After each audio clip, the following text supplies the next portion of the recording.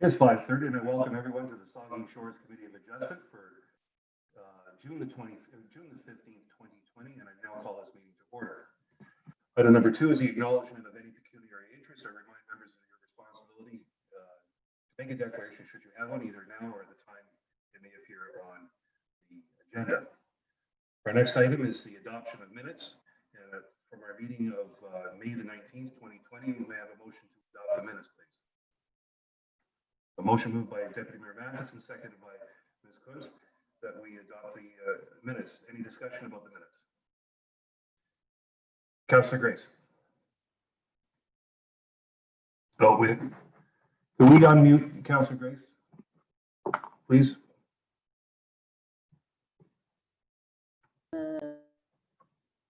Oh, you're still muted.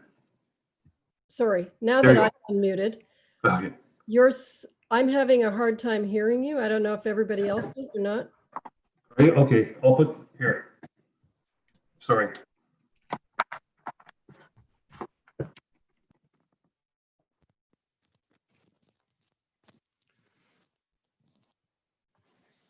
Is this better?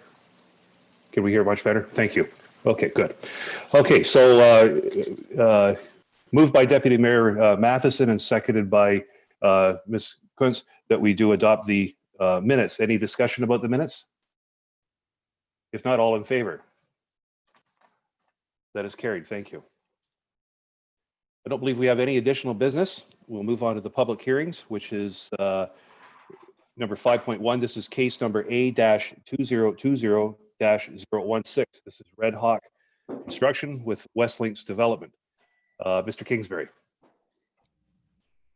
Thank you, Mr. Chair, and good evening, members of committee. I am just going to share my screen here to bring up the presentation. Just bear with me.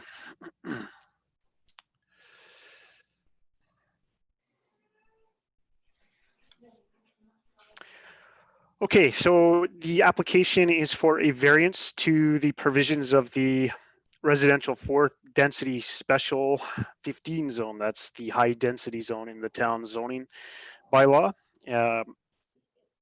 And the proposal, if approved, the variance will facilitate the development of 2 4-story multi-unit residential buildings consisting of 166 units in total. Split between 2 buildings, that's 66 units in one building and 75 in the other. So as you can see, the lands are in the Westlinks Golf Community Development along the County Road 17. And there are 2 high density blocks within that development. Specifically the, and sorry, I'll just go over the uses. They're residential. Surrounding uses include residential, open space, and agricultural. The lands are serviced by water and sewer, and it has year-round municipal road access via the county road. So specifically, the amendment or the variance is seeking a reduction in the side yard, the exterior side yard setback from 6 meters to 4 meters. And if you see in the top sort of right corner of the site plan there's a yellow dash. That's the side yard setback, and it's from the daylight triangle to the county road. So the daylight triangle is a sight line triangle from the county road. Reduction in the minimum landscaped area from 30% to 27%, and an increase in the building height by 1 meter from 15 meters to 16 meters. And here's a concept plan of one of the 2 buildings. I understand they're supposed to look fairly similar to one another. So they're 4-story buildings. And I'll note that the site's undergone a comprehensive planning exercise in 2012 through an official plan amendment, zoning bylaw amendment, and plan of subdivision. And again in 2015 through a major red line revision to that subdivision. And that's that 2015 planning exercise is what resulted in the 2 high density blocks where the variance is being sought.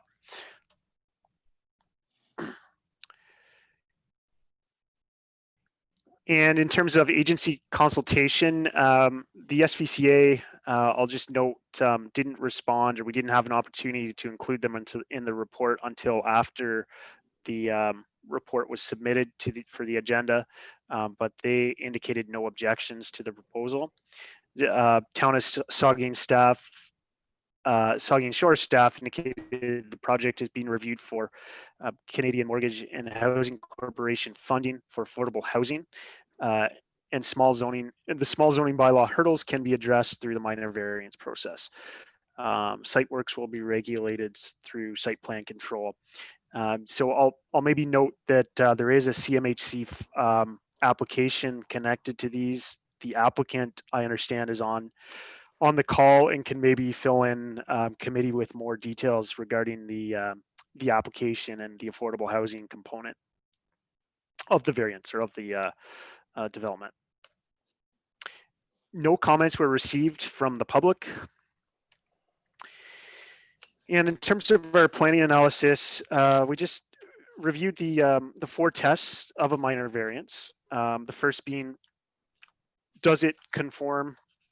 Does the variance maintain the intent and purpose of the official plan? The lands are designated high density residential in the official plan, which permits up to 90 units per hectare. And the official plan establishes a number of criteria.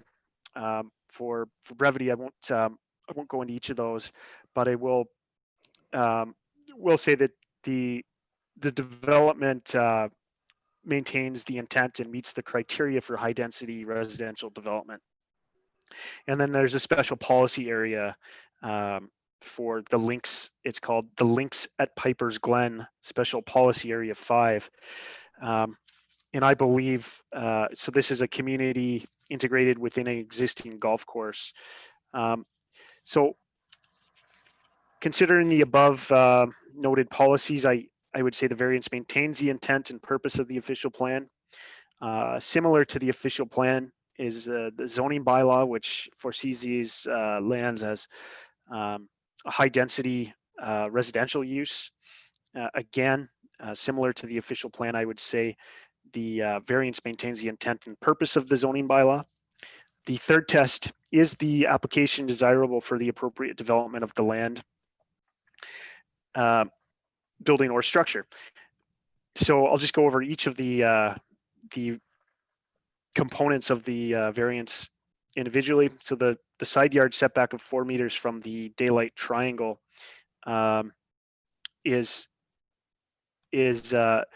should have no impact on the functionality of the or the operation of the county road in that intersection. Should also note we did receive comments from county transportation indicating no concerns. Further, the zoning bylaw requires 30% open space. The application is for 27% open space, and this is to meet the parking requirements of the zoning bylaw. The proponent had a challenging time satisfying both requirements, the parking and the open space requirements. They plan to mitigate the loss of open space through additional landscaping measures. And lastly, the 1 meter increase in height, which is to reduce snow accumulation on the road, should have no significant increase in the functionality of the site, or noticeable increase, I should say. So in conclusion, I feel the variance represents an appropriate form of development for the use of the land. And lastly, the fourth test being, is the application minor in nature? And I would suggest that all the provisions where relief are being sought are relatively minor in nature, and the application meets all the other criteria of the R415 zone. So I would conclude that the variance is minor. Just to recap, the variance is to facilitate the development of a 4-story multi-unit residential buildings.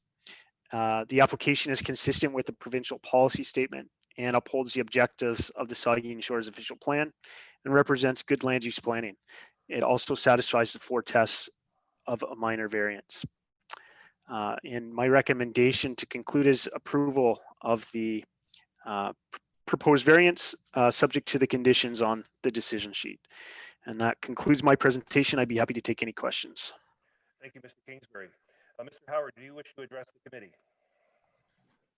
Thank you, Mr. Chairman. I hope everyone can hear me. Yes.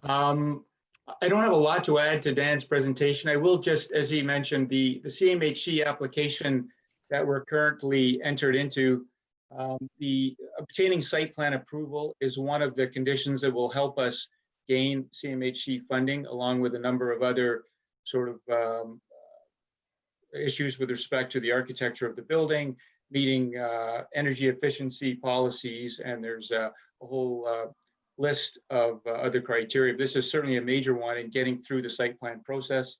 So approval of this today will help us move forward with the town and obtain site plan approval and take us to that next step in the CMHC funding. So apart from that, I'm here to answer any questions that you might have. Thank you, Mr. Howard. Does the committee have any questions of the applicant? Councilor Grace. Thank you, Mr. Chair, and thank you, Mr. Howard. Do you know what percentage of your units you intend to make available for affordable housing, if that's approved? Yeah, I believe it's somewhere, if there's 75 units in the first building being proposed, the northerly building, somewhere in the 10 to 20, I believe, units out of the 75. I don't think that's been finalized yet. And to be honest, I'm sort of dealing with the planning end and not with the actual application end to CMHC, but that's the last sort of general range that I have heard in the application. It would be for one building? Yes, yeah, the first building, and then the second building, depending on how things go in the first one and how the rental market is once the first one's up and running, then we'll see whether we apply a second time for the second building. Thank you. Thank you. Does anybody else have any discussion on this matter? If not, does somebody wish to make a motion, please? That we accept the recommendations of Mr. Kingsbury and that is the decision sheet with the reasons. Councilor Grace.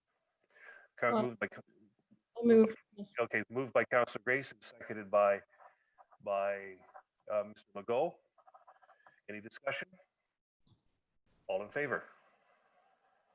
That is carried. Thank you. Thank you, Mr. Howard. Thank you very much for listening to us tonight. Appreciate it. Our next item is item 5.2. This is the Holiday Inn Express sign bylaw variance at the municipal address on Goddard Street, which is under construction in the former municipal town of Port Elgin. Mr. Kingsbury.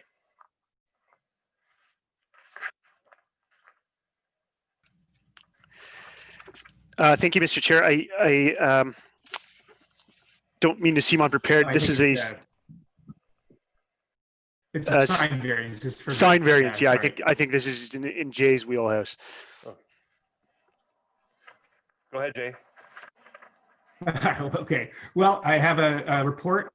Okay, thank you. And I have a report. And as the practice is for these reports, is we outline the application or the request, the change in the bylaw that they're seeking, and provide a bit of context. We don't give an opinion as to whether it should be approved or not. So here is the Holiday Inn is under construction. Their sign consultant or their sign constructors have designed a ground sign that would be 6 meters high. Our bylaw only permits a 2.5 meter high ground sign. And I've given several pictures of signs in the area as well. And my opinion is that they're all higher, at least the ones that I've provided. They're all about 5 meters, except for the Carson's Plumbing sign, which is 2.5 meters in height. And they were all erected before this version of the bylaw. So we've had 3 bylaws since I've been with the town. A pre-2010 sign bylaw, which allowed signs of any height, basically. So you ended up with a Walmart, as an example. Their sign is about 8 meters high. And then in 2010, they had a sign bylaw that allowed a 6 meter height. So some of these signs were constructed in that period. And then in 2015, we had a sign height of 2.5 meters. A few pictures I didn't add, and I hadn't thought of it. Couldn't get answers on the height, though you are familiar with them, as our Welcome to Port Elgin signs. I guess if I was to eye it, they're probably 5 meters high as well. And but they're not subject to this bylaw. They're municipal structures regulated as approval through council. So whatever height those are, I don't have an answer. Anyways, you can either approve it, refuse it, or suggest an alternative, and maybe that is acceptable to committee as well. Committee, any questions of Mr. Posner? Deputy Mayor Matheson. Thank you, Mr. Chair. And through you, Jay, I believe the last signs that we looked at was the Boston Pizza Wendy's sign. And what did we come up with a height for those? Well, then the case of Boston Pizza was a modified height. They requested 6 meters, and I think the committee settled on 5. I didn't bring the South End town. I should have. I didn't think they were contextually similar, but there was a compromised height. But in many of those signs, they're about 6 meters high at the south end of town. Different context, but except for Boston Pizza was with a modified sign height. Councilor Grace. Thank you, Mr. Chair. I have a couple of comments on this. As Jay said, the signs in question that are higher were all constructed before the current sign bylaw. I think maybe the oldest one is over 20 years old. I'm thinking the Plex sign might be the oldest. I'm not sure. Our sign bylaw restriction of 2.5 meters is there for a purpose. It's there to improve the look and character of our highway commercial district. And I think this is something that we've run into before. If businesses request and I don't want to say expect, but they request variances routinely because their neighbors have legal non-complying signs and they don't think it's fair for them to have to comply with the current sign bylaw, then we get a sort of a recurring situation where when we approve a variance for a higher sign, requesting like a 6 meter height, then that then goes into the mix for the next situation where a variance is requested and we're setting a precedent. Our staff also tell applicants when they file a request for a building permit and they work on the site plan control, they know what our sign bylaw says. I am not completely unsympathetic with the businesses. I understand that they're, trying to attract business, drive-by business, and I understand that. So what I did was I went to the design guidelines for the highway commercial district for Port Elgin. And although the signage section is now really covered by our sign bylaw, the original design guidelines, I think, give us some interesting tools that we might use to come up with a compromise on this. What it talks about is that it says that the sign size for a highway commercial sign, should be determined by the permitted driving speed and should be no greater than what is required for visibility. For instance, it gives a guideline of saying that for a 50-kilometer-an-hour zone, the sign does not need to be any higher than 4 meters so that a driver could see it without turning their head, without squinting. They'd be able to see it easily. The speed limit in the location of this, for this application, is right on the cusp of 60 and 50 kilometers an hour. So at the beginning of the property from the north end, you see a sign that says 50 kilometers ahead. So it's still in the 60-kilometer-an-hour zone. And then after the location has ended, it becomes 50 kilometers, but it's really 60 kilometers through that area. From the south, coming up from the south, it's 50 kilometers until almost you hit the border, the southern border of the property. So what I'm proposing is a compromise so that we use the formula suggested in the design guidelines. Although that's not within our sign bylaw, it's still a document that is in use in our town.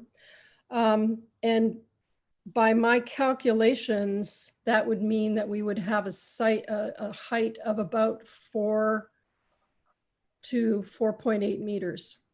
That's what I'd suggest to the committee as a compromise. So it's not 6, which is like almost 20 feet high, but it's not 2.5, but it's kind of in between, and it fits with that theory of being able to be visible according to the speed limit. Thank you, Councillor Grace. Deputy Mayor Matheson. Thank you, Mr. Chair, and through you, thank you for that, Councillor Grace. I was going to say, since we did on the other end with the Boston Pizza, we made a slight variance recommendation of 5 meters. I don't believe 6 is warranted, but I would say if the max end of your calculations were 4.8, would you be satisfied with the 5 to be in consistency with what we did at the other end of town?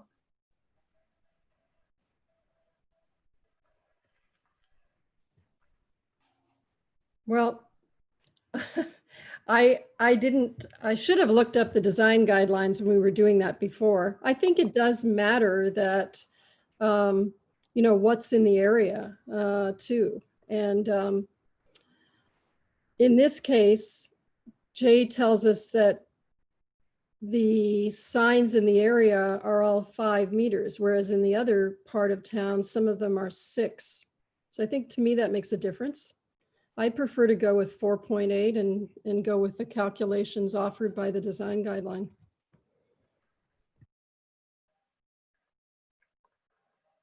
Any other comments? If not, then we have, may I have a motion to alter the staff report to the new numbers? Moved by Councillor Grace that the sign that the applicant is requesting relief from the permitted maximum height for ground signs from 2.5 meters to 6 meters. We will adjust that to 4.8 meters. Councillor Grace. Okay. Is there a seconder for the motion? Ms. Quince seconded the motion. Any discussion on this? If not, all in favor? That is carried. Thank you.